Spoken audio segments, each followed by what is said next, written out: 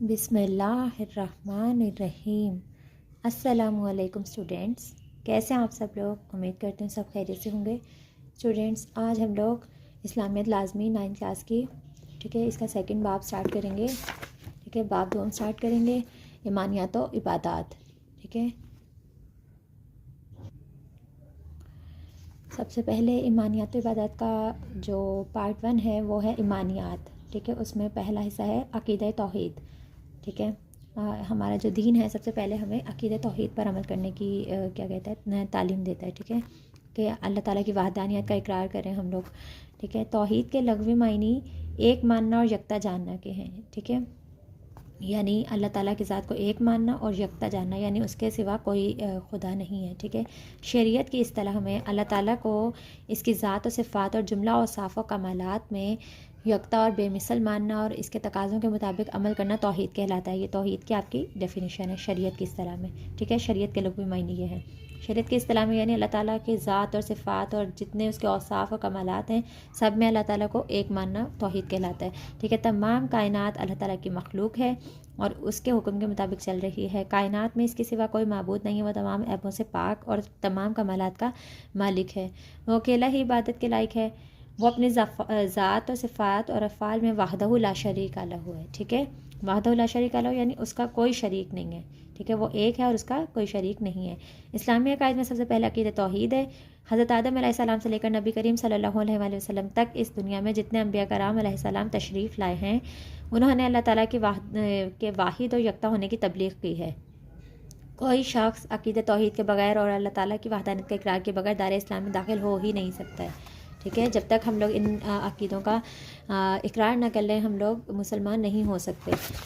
Next ہے عقیدہ توحید کی اہمیت۔ قرآن مجید میں عقیدہ توحید پر بہت زور دیا گیا ہے۔ قرآن مجید میں ایک سورت کا نام ہے سورہ اخلاص۔ ٹھیک ہے، اسے ہم سورہ توحید بھی کہتے ہیں، جس میں اللہ تعالیٰ کی وحدانیت کو بیان کیا گیا ہے۔ یہ سورت درجہ ذیل ہے۔ بسم اللہ الرحمن الرحیم۔ قل هو اللہ احد اللہ الصمد لم یلد ولم یولد ولم یکن لہ کفوا احد، یعنی اس کا ترجمہ کیا ہے؟ قل هو اللہ احد، قل کا مطلب ہوتا ہے کہہ دیجئے، فرما دیجئے، آپ فرما دیجئے کہ وہ اللہ ایک ہے، اللہ بے نیاز ہے، نہ وہ کسی کا باپ ہے اور نہ وہ کسی کا بیٹا ہے اور نہ اس کے برابر کوئی ہے۔ یعنی اللہ تعالیٰ نے اس صورت میں اپنی خالص توحید جو ہے نا وہ بیان کی ہوئی ہے۔ ٹھیک ہے، عقیدہ توحید کو تمام امور دین پر اہمیت اور اولیت حاصل ہے۔ عقیدہ توحید کے بغیر کوئی عبادت اور عمل قابل قبول نہیں ہے۔ اللہ تعالیٰ کے بندوں پر اہم ترین حق اس کی وحدانیت پر ایمان رکھنا ہے۔ جو شخص عقیدہ توحید اختیار کر لیتا ہے اللہ تعالیٰ اسے جہنم کی آگ سے نجات عطا فرمائیں گے۔ عقیدہ توحید کی تفصیل یہ ہے کہ اللہ تعالیٰ کی ربوبیت، الوہیت، اسماء اور صفات میں اکیلا اور یکتا تسلیم کیا جائے۔ ٹھیک ہے، یعنی ان سب صفات میں، اسماء میں، یعنی جو ان کے اللہ تعالیٰ کے نام ہیں، اس کی ربوبیت یعنی اس کے رب ہونے کے جتنا یعنی اس کی صفات ہیں سب میں ان کو اللہ تعالیٰ کو بے مثل یعنی اس کا کوئی مثال نہیں ہے۔ ٹھیک ہے، وہ بے مثال ہے اور وہ یکتا ہے، وحدہ لا شریک لہ۔ ٹھیک ہے، اس کے بعد عقیدہ توحید کی اقسام۔ توحید ربوبیت، سب سے پہلے ہے توحید ربوبیت، یعنی توحید ربوبیت یہ ہے کہ انسان اس بات پر ایمان لائے کہ اللہ تعالیٰ ہی ہر چیز کا خالق و مالک اور رازق ہے، اس میں کوئی اور اس کا شریک نہیں ہے۔ ارشاد باری تعالیٰ ہے، یہ قرآن کی آیت ہے سورہ روم کی۔ ٹھیک ہے، سورہ روم کی آیت نمبر 40 ہے۔ بسم اللہ الرحمن الرحیم۔ اللہ الذی خلقکم ثم رزقکم ثم یمیتکم ثم یحییکم هل من شرکائکم من یفعل من ذلکم من شیء سبحانہ وتعالی عما یشرکون۔ ٹھیک ہے، ترجمہ اس کا کیا ہے؟ اللہ ہی ہے جس نے تمہیں پیدا فرمایا ہے، پھر اس نے تمہیں رزق عطا، ثم جہاں پہ بھی ہے ثم کا مطلب ہے پھر سب سے پہلے اللہ تعالیٰ نے پیدا کیا، پھر اس کے بعد پھر اس نے تمہیں رزق عطا فرمایا، پھر وہ تمہیں موت دیتا ہے، پھر وہی تمہیں زندہ فرمائے گا۔ کیا تمہارے شریکوں میں بھی کوئی ایسا ہے؟ یعنی اللہ تعالیٰ کفار سے کیا کہتے ہیں، یہ ہم کلام ہو رہا ہے کہ جن کو تم میرے ساتھ شریک بناتے ہو، کیا تمہارے شریکوں میں سے کوئی ایسا ہے جو کر سکے؟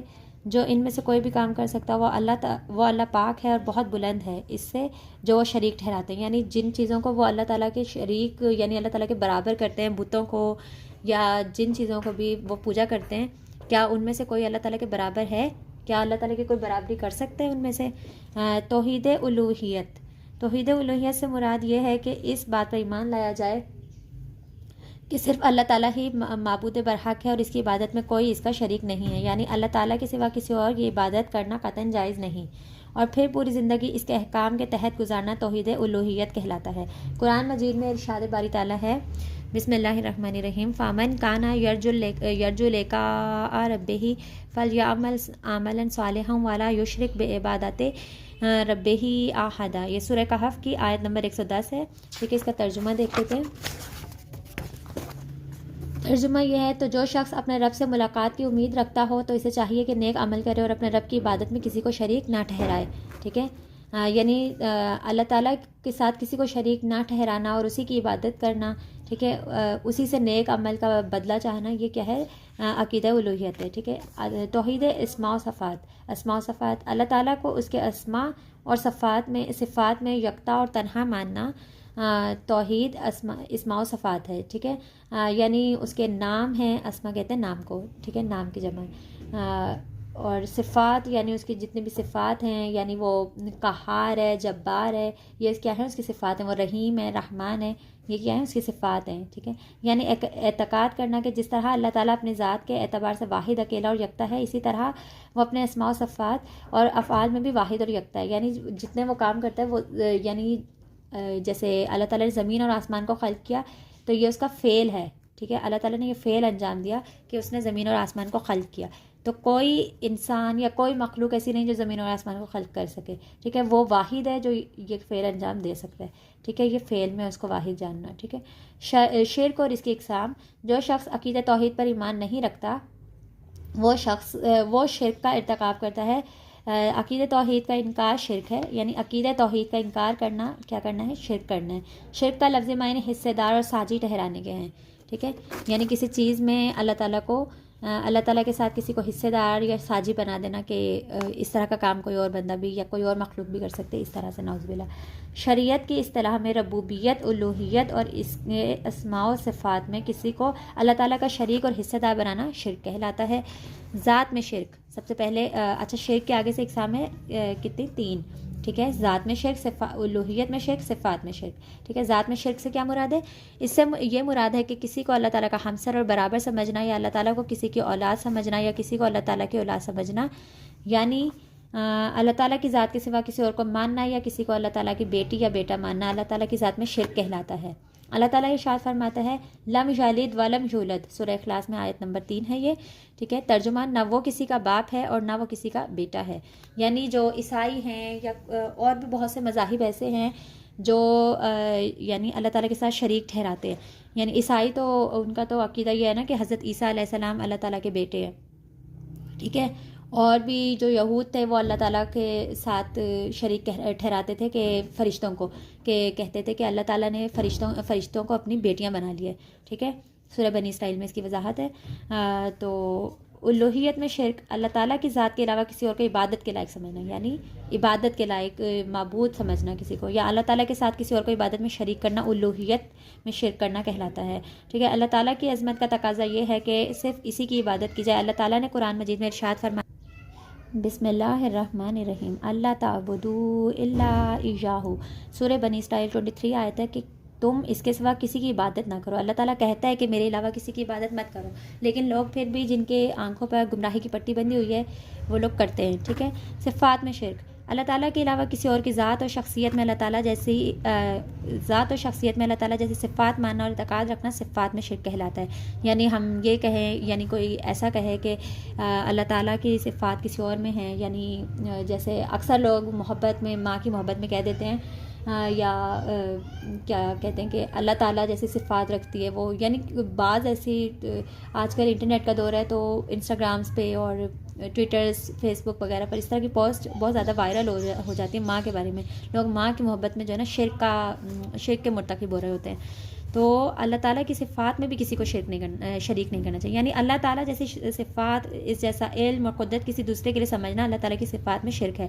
ارشاد باری تعالیٰ ہے، لیس کمثلہ شیء، سورہ شورى آیت نمبر 11، یعنی اللہ جیسی کوئی شے نہیں، یعنی جو اللہ تعالیٰ ہے اس میں نہ کسی کی مطلب کوئی اللہ تعالیٰ نے مخلوق ایسی نہیں خلق کی، ساری مخلوق اللہ تعالیٰ کی بنائی ہوئی، تو دنیا میں کوئی مخلوق کوئی ہستی ایسی نہیں جو اللہ تعالیٰ کے برابر کسی بھی اعتبار سے ہو سکے، ٹھیک ہے. اللہ تعالیٰ واحد ہے، لا وحدہ لا شریک لہ ہے، ٹھیک ہے. نہ وہ کسی کا بیٹا ہے، نہ اس کا کوئی بیٹا ہے، نہ اس کی کوئی اولاد ہے، ٹھیک ہے. نہ وہ کسی کا باپ ہے، ٹھیک ہے.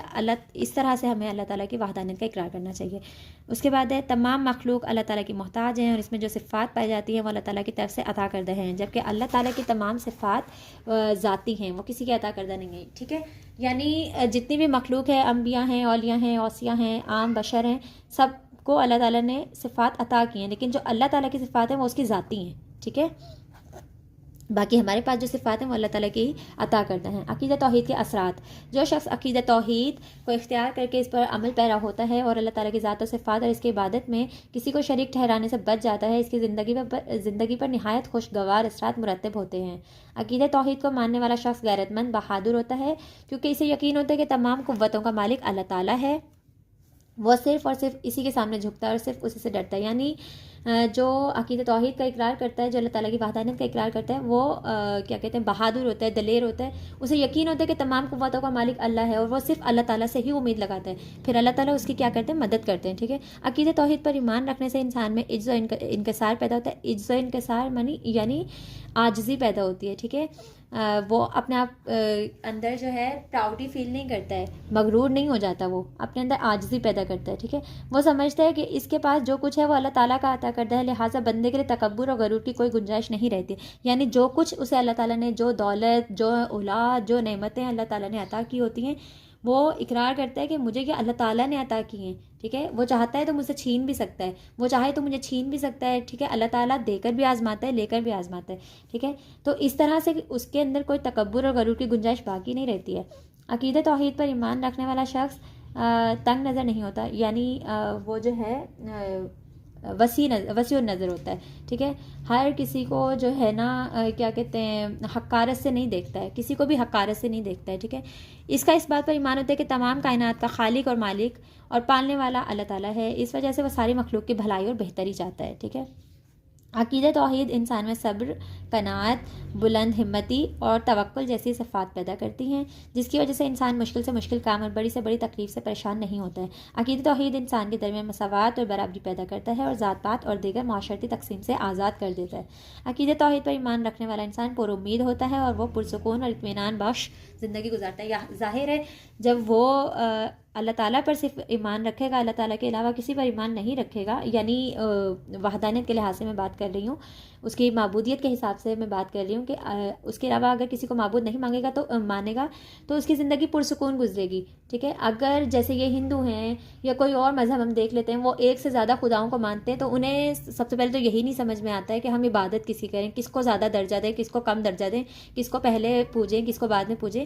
تو وہ ہمیشہ کشمکش میں رہتے ہیں. جبکہ جو مسلمان ہیں، جو اللہ تعالیٰ کی وحدانیت کا اقرار کرتے ہیں، وہ صرف اور صرف اللہ تعالیٰ کو مانتے ہیں اور صرف انہیں پتہ ہے کہ ہم نے اللہ تعالیٰ ہی کی عبادت کرنی ہے، اس لیے وہ اس کشمکش میں رہتے ہی نہیں کہ ہمیں کس کی عبادت کرنی چاہیے، کس کی نہیں.